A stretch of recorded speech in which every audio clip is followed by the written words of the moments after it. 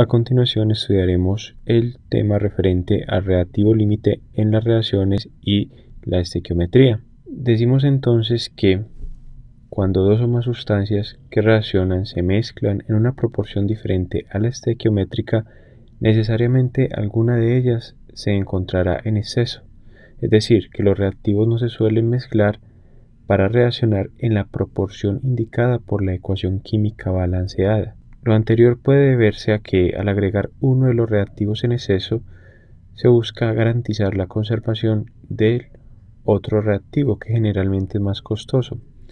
Por tanto, este último reactivo suele denominarse reactivo límite. Adentrándonos entonces en el concepto de reactivo límite, decimos que es la sustancia que se consumirá primero en la reacción o totalmente, es decir, es la sustancia que se encuentra en menor cantidad de acuerdo a la proporción estequiométrica. Los cálculos estequiométricos siempre se hacen con base en el reactivo límite, ya que de ese depende la cantidad de productos formados, al igual que la de otros reactivos consumidos. Para entender mejor el concepto de reactivo límite, consideremos un salón de clases que tiene 40 sillas y existen 40 estudiantes. Decimos entonces que estarán entonces en la proporción 1 a 1. ¿Por qué? Porque tenemos 40 sillas para 40 estudiantes. Pero ¿qué pasa si reducimos el número de estudiantes? De 40 pasamos a 30 estudiantes para las mismas 40 sillas. Tenemos entonces que las 40 sillas habrá 10 en exceso y decimos que como el número de estudiantes es menor, este va a ser, digamos que por analogía, el reactivo límite. Entonces es algo parecido a este caso. Supongamos que tenemos un menor número de sillas. Supongamos que tenemos 20 sillas y que tenemos 40 estudiantes. Entonces habrá un número en exceso de estudiantes, en tanto que las sillas se ocuparán rápidamente y por tanto se agotarán rápidamente, y es como si fuera el reactivo límite. Conociendo o teniendo en mente el concepto de reactivo límite, pasemos ahora a la determinación del reactivo límite. Para determinar entonces el reactivo límite en una reacción química balanceada, decimos que este se obtiene al dividir el número de moles de cada reactivo y entre su respectivo coeficiente estequiométrico. Es decir, si tenemos la sustancia I, entonces vamos a determinar el número de moles de cada reactivo, que generalmente está dado en el enunciado de los ejercicios, y lo dividimos entre el coeficiente estequiométrico. Una forma más sencilla de representar esto es como N sub I sobre C sub I, donde N va a ser el número de moles del reactivo y C sub I va a ser el coeficiente estequiométrico del reactivo I. En la ecuación química balanceada debemos tener en cuenta que al efectuar estos cálculos estequiométricos, la ecuación química debe estar balanceada, porque de lo contrario obtendríamos resultados erróneos. Entonces decimos que el reactivo límite es la sustancia con menor relación o menor valor de Ni sobre Ci, es decir, que aquella sustancia que nos dé el menor valor en esta relación va a ser el reactivo límite. Y decimos entonces que los cálculos estequiométricos siguientes se van a basar en la cantidad de el reactivo límite. Pasemos ahora a resolver un ejemplo en el que aplicaremos el concepto de reactivo límite. El ejemplo dice lo siguiente: se hacen reaccionar 0.4 gramos de H2 y 2.0 gramos de O2, es decir, de hidrógeno y de oxígeno respectivamente. Nos piden entonces calcular la cantidad en gramos de agua que se forman y nos dan la ecuación química balanceada, que es 2H2 más O2 produce 2H2O. Esta es entonces la ecuación química balanceada. Como la ecuación ya se encuentra balanceada, podemos entonces resolver el presente ejemplo. Recordemos que si la ecuación química no se encuentra balanceada, debemos aplicar métodos de balances por tanteo o por oxidorreducción en caso de que haya cambios en los estados de oxidación de los compuestos. Resolvamos entonces el presente ejemplo. como conocemos los gramos de cada sustancia, podemos determinar entonces la cantidad respectiva en moles y con ellos la relación NI sobre C sub I. Primero entonces deduzcamos los datos del problema. Tenemos que nos dan una masa en gramos de hidrógeno de 0.4 gramos y una masa en gramos de oxígeno de 2. Tenemos entonces que pasar de gramos a moles, tal y como lo hemos ilustrado en videos anteriores sobre cálculos estequiométricos. Para ello entonces recordemos que las moles de una sustancia se determinan a partir de la relación de su masa y el peso molecular. Aplicamos entonces esta ecuación para determinar las moles de cada uno de los reactivos. Tenemos entonces que para el hidrógeno, las moles de hidrógeno presentes van a ser igual a la masa del hidrógeno sobre el peso molecular del hidrógeno. Determinemos entonces el peso molecular del hidrógeno. Recordemos que es el número de átomos de hidrógeno, en este caso 2, por el peso atómico del hidrógeno, que es 1, y esto nos da un valor de 2 gramos de hidrógeno por cada mol de hidrógeno. Reemplazamos entonces en esta ecuación y tenemos que las moles de hidrógeno van a ser igual a los 0.4 gramos de hidrógeno dados por el enunciado del ejercicio sobre el peso molecular del hidrógeno, que es 2 gramos de hidrógeno por cada mol de hidrógeno. Tenemos entonces que esto nos da un valor de moles de hidrógeno igual a 0,2 moles. Realicemos el análisis dimensional para que nos quede claro por qué quedó en unidades de moles de H2. Tenemos que los gramos de hidrógeno sobre los gramos de hidrógeno sobre las moles de hidrógeno, es decir, las unidades de masa sobre las unidades del peso molecular, eso es lo mismo que decir gramos de hidrógeno sobre 1 sobre gramos de hidrógeno sobre moles de hidrógeno.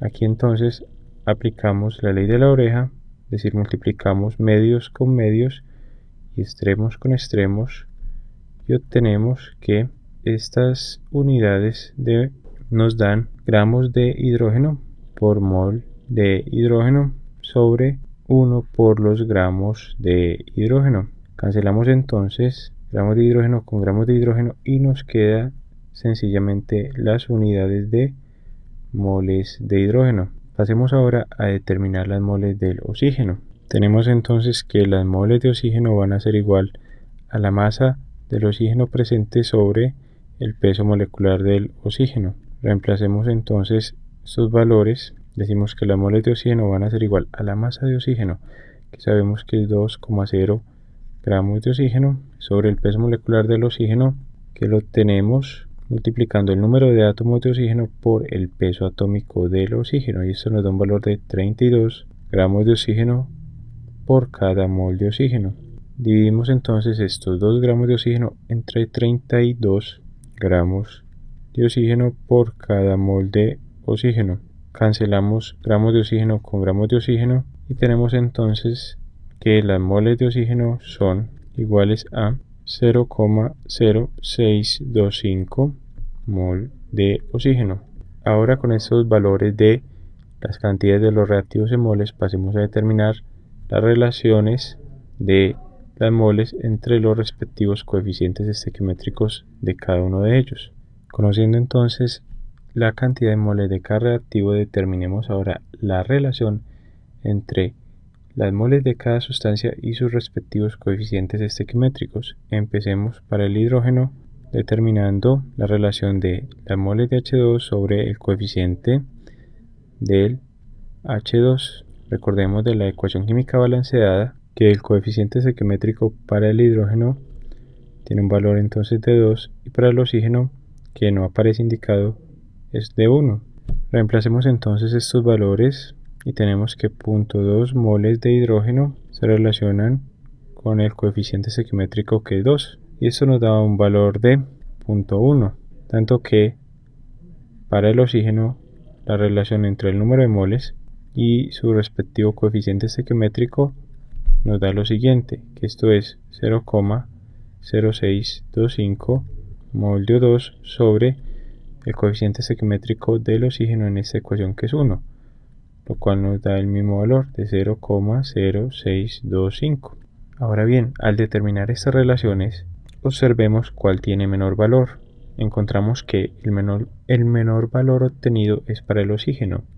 Por lo tanto, el oxígeno viene a ser el reactivo límite, es decir, es el que me va a determinar la cantidad de agua que se va a producir, porque todos los cálculos estequiométricos se van a basar en el reactivo límite.